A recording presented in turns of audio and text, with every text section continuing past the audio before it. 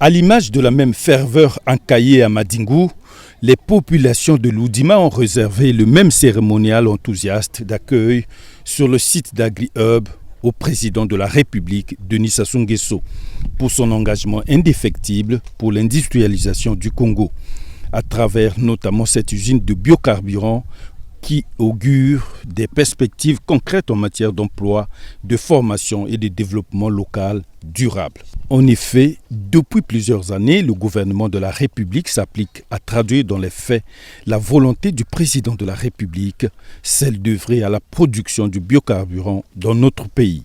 La preuve a été donnée ce 28 juin 2025 à l'Oudima, dans le département de la Bouinza, où Denis Sassou Nguesso a procédé à la mise en service d'AgriHub de l'Oudima, un véritable pilier stratégique de la transition énergétique au Congo.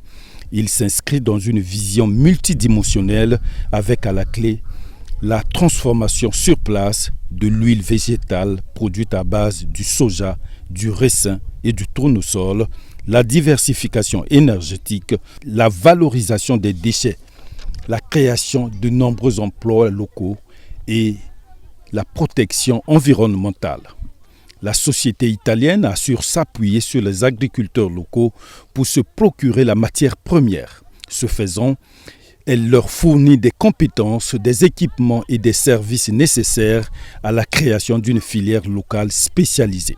Après le mot de bienvenue de Jacqueline Kimbembe, maire de l'Oudima, qui a salué le projet et a remercié le chef de l'État pour l'intérêt qu'il accorde au changement de l'image du pays et au bien-être de la population et la création d'emplois locaux. Le représentant de la société Eni Congo, Guido Brusco, a présenté la politique générale du groupe, notamment le passage des énergies fossiles aux énergies propres, ainsi que la formation et le transfert des compétences aux agriculteurs. Pour le ministre du Développement industriel et de la promotion du secteur privé, les huiles produites sont conformes aux normes et le modèle économique offre un triple avantage. S'exprimant à son tour, le ministre de l'Agriculture a d'emblée souligné que l'événement de ce jour n'est pas un aboutissement, mais un commencement. Une vision d'un Congo qui ne subit, mais qui choisit. Nous ne cultivons pas seulement le soja, mais notre souveraineté, a-t-il souligné en substance.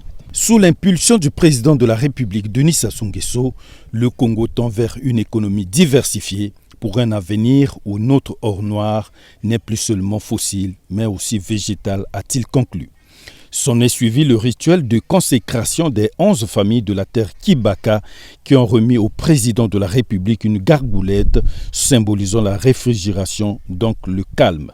Avant la coupure du ruban symbolique, dévoilement de la plaque inaugurale et l'actionnement par Denis Sassou Nguesso du bouton marquant le démarrage des machines pour la production des biocarburants. C'est à 13h que le président de la République, Denis Sassou Nguesso, a une fois de plus communié avec les populations qui ont toujours été témoins lorsque le chef de l'État pose un acte de portée historique avant de quitter l'Oudima pour Brazzaville via l'aéroport d'Nkayi.